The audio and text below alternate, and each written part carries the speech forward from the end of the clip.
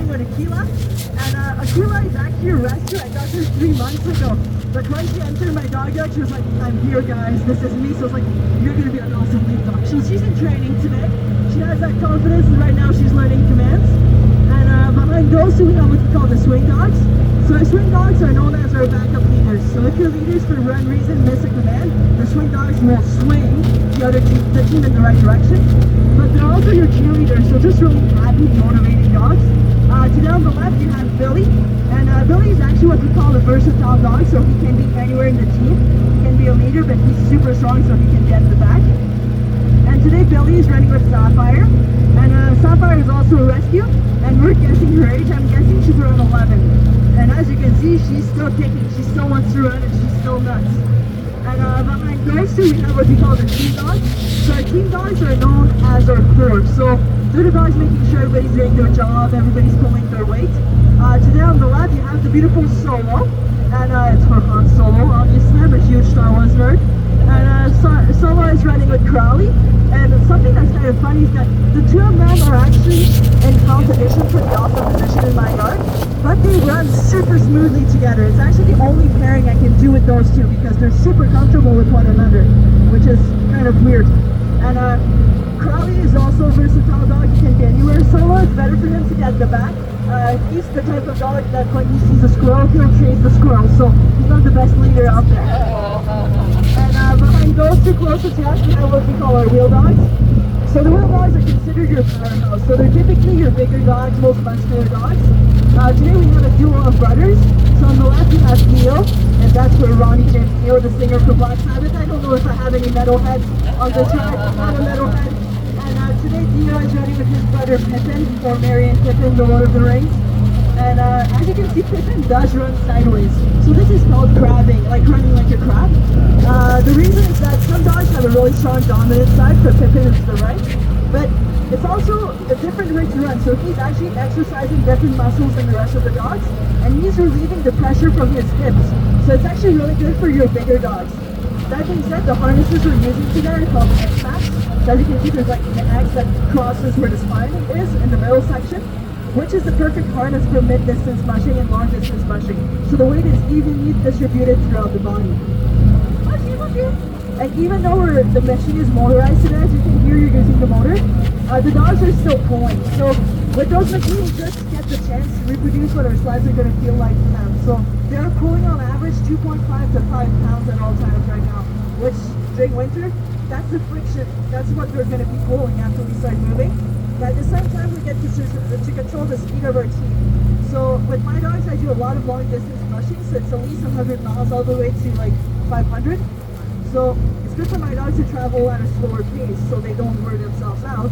So right now we're moving from 8 to 10 miles an hour, which is like the typical speed you'll see in races and competitions nowadays. And with my dogs, I do a lot of racing. Last winter, actually, my dogs and I did the Copper Basin, which is a 300-mile race in Glen Allen, Alaska. Anybody heard of Glen Allen? It's a really small community in Alaska, really up north. People are so welcoming, they actually love dogs. The only problem is it's always freezing. It's at least minus 60 at all times. But that's okay, the dogs are fine. I'm the one freezing, but they're having a blast. And we actually used this race as a training run because in February, my dogs and I did the Yukon Quest 450-mile race. And today, that's my longest race so far. And it was just an amazing experience, and I had a blast with my dogs. And those races are 24/7. I mean, you're not stopping because it's nighttime. If it's 2 o'clock and I'm following my dog's schedule, I need to go and run, I'm running at 2 o'clock in the morning. Doesn't matter. And for my training last year, I actually went really old school. So I did a 4 and 4 schedule, 50-50. So we're running 4, resting for 4. And it was actually a pretty good success. It took us 4.5 days to do the race, and my dogs were still barking at the end. Oh. And yes, we have pools if you want to go. Apparently they're not tired enough today, which is a good sign actually. Yeah, or just hot. I mean, today the weather is actually beautiful for us. It's also a really popular peeing ground, so that's why everybody's sniffing.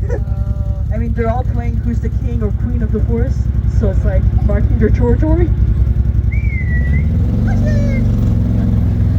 But that's one thing that's amazing about doing those tours is that we get to show people that the dogs actually love doing this. I mean, I like to say there's 2 major rules to mushing. First rule, I can teach my dogs how to run. This is just in their bloodline. I mean, they are working dogs. So when they're born, at 8 months, we put them in a harness, we put them in a team, and after max 5 minutes, they know exactly what's going on. They know how to pull. And it's actually what they love to do. And our second rule is that we cannot force them to run. This is totally their choice. And some dogs are like people, they will retire eventually. And when that time comes, it can be when they're 4, 7, 10, doesn't matter. I mean, for me, my dogs really are a family. I grew up with dogs all my life. So I have an agreement with them. When they're ready to retire, I'm one human with a king-size bed. I can have a lot of dogs on my mattress. Completely fine. And that's one thing that's really great about Wild Adventure Yukon is that we don't have any tourism dogs. So all the dogs you see here are brought by mushers. So we actually are running our own dogs. And personally, I brought 20 dogs on the property. And I have a twin sister that has the same bloodline of dogs that I have. So she was going to Germany for 2 months. And I was like, I'll take your dogs. I'll train your dogs for you, no problem. And my boyfriend decided to get into dogs as well. I was like, I'll take your dogs. I'll train them for the summer, no problem. So I'm up to 36 dogs now. Oh, wow. Yeah. Oh, look at him. It's right now. Yeah, Dio actually really loves the water. What does it cost to feed 36 dogs every day? Oh, so that's the scary number. So our dogs are eating a Nook Shack right now. We're only feeding kibble because we don't have any freezer space. So one bag of a Nook Shack, 44 pounds. I'll go through one bag a day. One bag is $73 US. Wow. And that's one bag. So we have a lot of kibble. During winter, our dogs are on a raw meat diet plus kibble. So it's mostly beef, horse, and chicken. The most expensive meat being horse. I believe horse is going at $36, $37 nowadays for a 60-pound block. So last year, when I ordered my meat, I ordered 2.5 tons of meat, and I was at $5,300, something like that. Wow. And for kibble, I was at 35, 37. So, I mean, when you're doing this, it's a lifestyle. I mean, you have to be aware that, like right now, my summer plan is just to have money to feed my dogs for the winter. And one thing that's really nice though is that our dog's salary is actually dog food, so I don't have to worry about that for 6 months. And they actually do ask what we want to feed our dogs, so we get to decide what type of kibble we want, which is really nice. And I mean, we are working with a dog first policy, so we have to make sure our dogs are healthy, they're happy. And that's why we have so many dogs on the property as well, so we can do a rotation with them, so they'll be running for one day and resting for the other. So, I mean, they are winter dogs, they're northern dogs. Summer training can be hot for them. We do have some hot dogs. And firstly, the bloodline I'm working with is a really old bloodline from Quebec, so my dogs are known for being fluffier than typical Alaskan Huskies. Yes, these are fluffy dogs. But, I mean, that's why we have our pools. We have really nice sprinkler systems as well in the hookup alleys. So our dogs are extremely comfortable in this weather, even though it's kind of warmer. And with the rotation, they're just having the time of their life.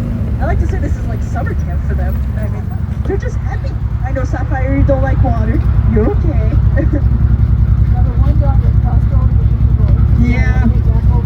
Sometimes they do figure it out on their own. Sometimes I do have to go help them out. I was going to say it's traveling now. Billy! Oh yeah, you're struggling, Billy? Yeah, I'll go help Billy out. I'll be right back, folks. Yeah, he's got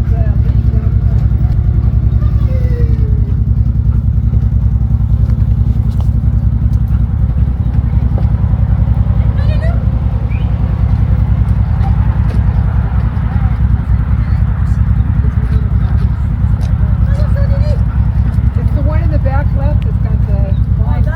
figure it out. You'll figure it out. Let's see. Sorry. No worries. I mean, that's also part of training. It's like, figure it out sometimes, you know?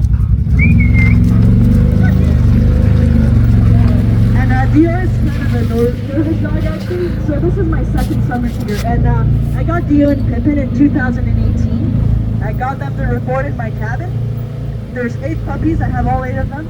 And they're known as my shy litter. So that's why Dio is actually running alongside his brother right now. It's like a safety comfort thingy. So for them coming here last summer was kind of surprised. They were like, oh my god, we see so many people every day. So they were kind of stressed out, but just the evolution I saw in those two is mesmerizing. I mean, nowadays you can actually be harnessed by others. We have a really big crew this year. They can be petted, they can be fed by others, which is amazing. And when they were younger, I couldn't even bring them to races because they were so scared of people. But now they're doing awesome. I mean, for us, this is really a training ground. I mean, right now, this is not really muscle training. It's really just mental training. So we get to try different things, different pairings, or just socializing as well. So this is called the head-on pass. It's actually a really good training for us right now. So actually, this is training for us because during our races are usually loop-de-loops. So you're turning around, coming back. So you'll see a lot of teams doing head-on passing. And that's one thing I'm happy about my dogs because last summer we did a lot of those. So they know exactly what to do nowadays, which is really good.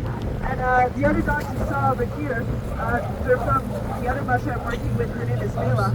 And it's funny, I met her last winter during one of her races, and when I was told that she was coming to work here, I was so excited. And her dogs are just awesome. We have an amazing crew this year. We've been doing really well. It's so nice. I mean, this is like paradise for us mushers. And so on average, they'll do maybe 2 to 3 loops, and each loop is going to be between a mile or a mile and a half.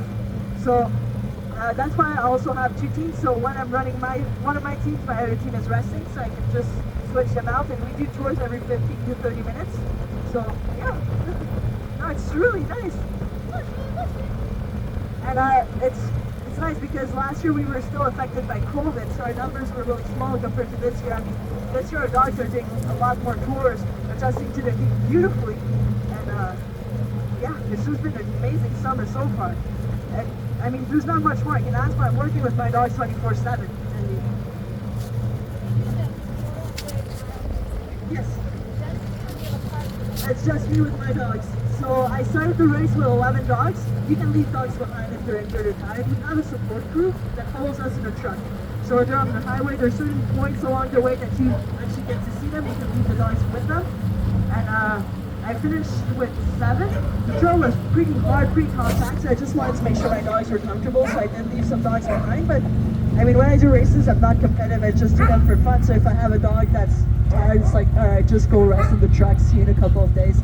And my support crew is actually my sister, and she is the best supporter I could ask for. I mean, it's funny, I asked my handlers to have pink hats, so every time I would come into a checkpoint, which are locations where your support crew is, they had pink neon hats, so I could spot them from afar. It's like, they're here! Yeah. Come on, girls! And thank you so much for coming, guys! Yeah. Have you seen our puppies yet? No. Alright.